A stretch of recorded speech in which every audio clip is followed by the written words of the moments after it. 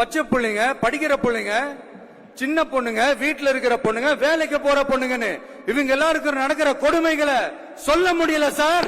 எனக்கு தெரியும்டா விஜய், நான் ஒரு நாள் நீங்க கண்டிப்பா புரிஞ்சுப்பீங்கன்னு. எங்களுக்கு எல்லாம் பெண்கள் பாதுகாப்பு தான் முக்கியம். சரியா சொன்னேன். இப்போ கூட சென்னை ஆர்கே நகரில் 10 வயசு சிறுமிகிட்ட எவனோ ஒருத்தன் பாலியல் அத்துமீறல் செஞ்சிருக்கான். அவனை போக்சோல கைது பண்ணியிருக்காங்க. இதுக்கெல்லாம் யார் காரணம்? இந்த அரசு தான், டிஎம்கே தான், சிஎம் ஸ்டாலின் சார் தான் காரணம்.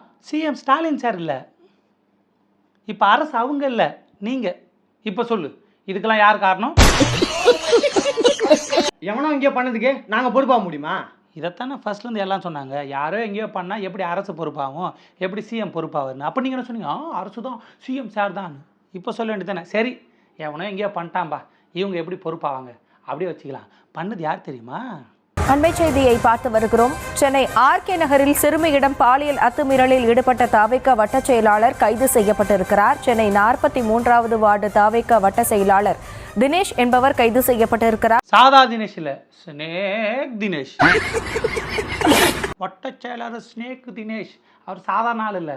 ஆர்கே நகர் எம்எல்ஏ இருக்கார்ல, மரிய வில்சன், அவர் கூட ரொம்ப க்ளோஸு. ஃபோட்டோலாம் எடுத்திருக்காரு. இன்னமும் சொன்னால் எவனோ எங்கேயோ பண்ணான், எவனோ எங்கேயோ பண்ணான். உங்கள் கட்சிக்காரன், உங்கள் வட்ட செயலாளர். ஆரம்பிச்சிட்டிங்களா? இதான் பெண்கள் பாதுகாப்பா? இப்போ பேசு, இப்போ சொல்லு, பதில் சொல்லணும், கோவப்படக்கூடாது, பதில் சொல்லணும். ஏன்னா நீங்கள் பொறுப்பில் இருக்கிறீங்க.